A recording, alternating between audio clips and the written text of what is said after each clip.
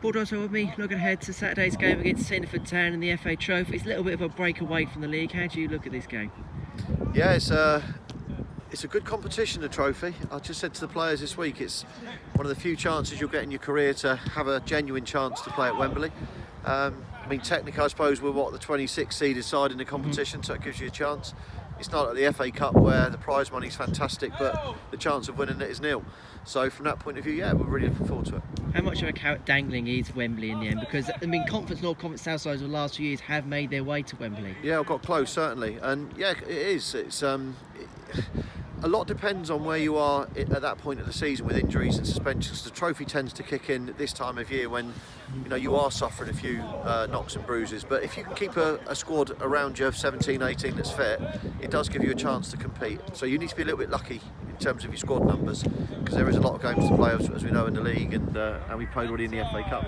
And of course, we've been kind of yet another home draw in these cup competitions, and against Cinderford Town a few leagues below, so they'll be looking to be the team that creates the upset of the round, and it'll be our job to make sure that we don't give them that.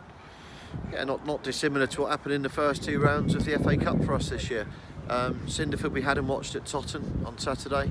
They're fifth, I think, in their league at the moment, which we know well because of Winchester City, and we do watch games at that level, and it's a decent enough level. So, it's the same story. If you're not at the races and they're sort of 10% above what they would normally be, then you've got every chance on the day, and we know that in cup competitions.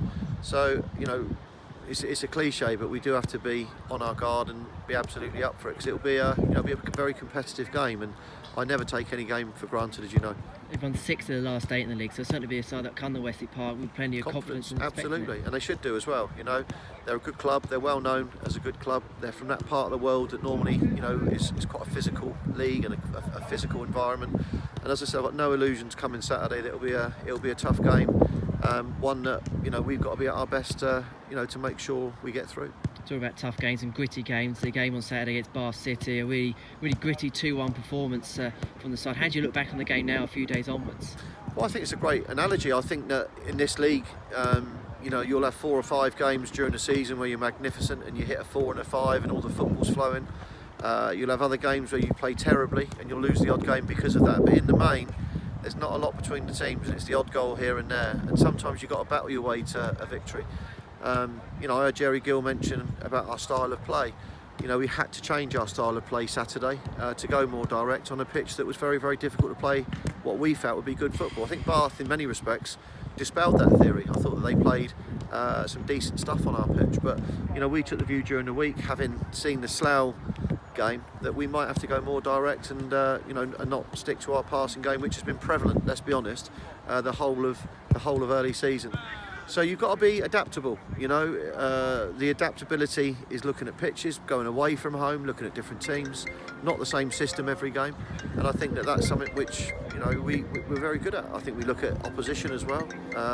We know what Cinderford will be like on Saturday, and we'll adapt if we need to, even for that game Saturday.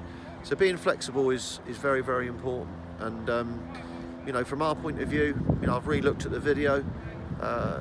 The complaint that our goal was offside is not valid. It was a perfectly good goal, and also Josh Taylor's clearly been brought down for the penalty. So, the lad's claiming that he won the ball and it's gone sideways.